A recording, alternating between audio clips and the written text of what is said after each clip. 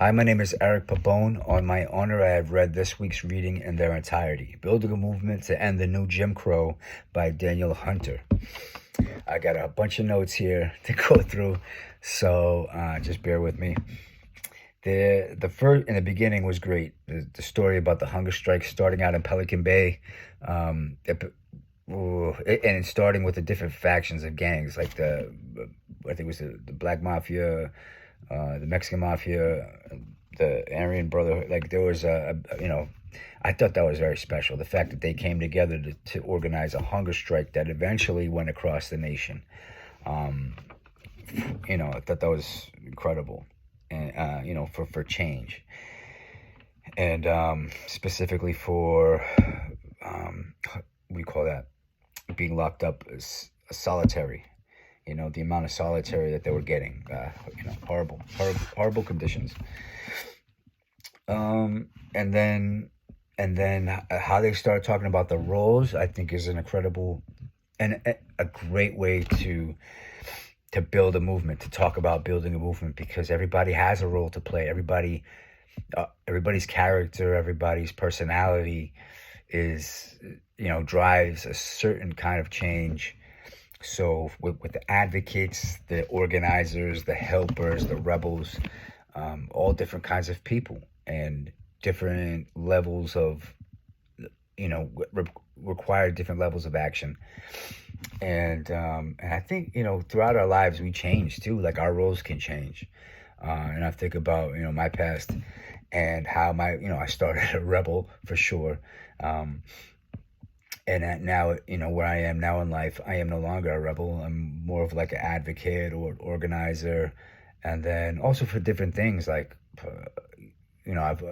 I've done, I've organized for the veteran community and veterans within the school systems and stuff like that, and help people get jobs. And that was great. It helped out. And I saw and felt how bringing people together empowered a community, and experiencing that felt really good, until I had to stop because it got to be too much, because it takes a lot, and with any kind of organization, any kind of movement, it takes a lot of time, and it's very time consuming, and it takes away from your own personal family.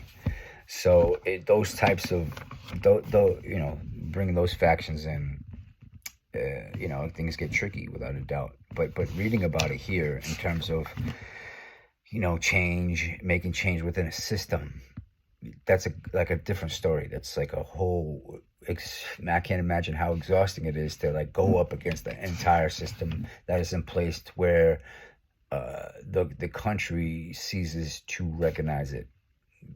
Barely ceases to acknowledge it. The changes that are needed a lot of times are just bypassed. Chapter 2. Oh my goodness, yeah. This is the humanizing story about the woman that gave birth in prison. And I mean, I'm sure that happens a lot. It happens quite often, I'm sure. But I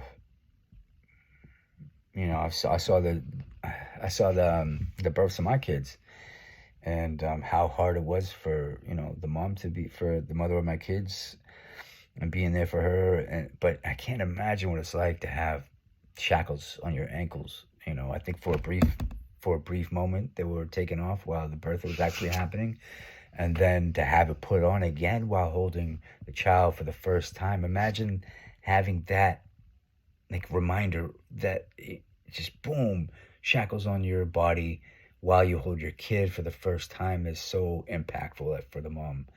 Not too much. Not, on top of that, like that stress carries over to the child as well. So that's like generational trauma. Horrible. So those man, that story has really stuck out to me.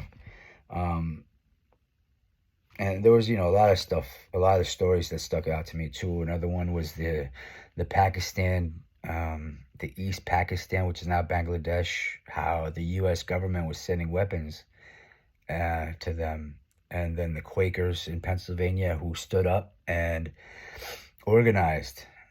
They organized and they became rebels as well because they intervened. They stopped the naval maneuvers, they with kayaks and canoes and whatnot, and physically stopped. Not only that, but they infiltrated the longshoremen and really with words, without like physical force, they got into their minds and helped them, educating them, I'm sure, and not like not manipulative. It seems like they kind of just shared, since using sincerity and the sense of historic moment, you know that the Philadelphia Union agreed to refuse to load the armaments headed to Pakistan.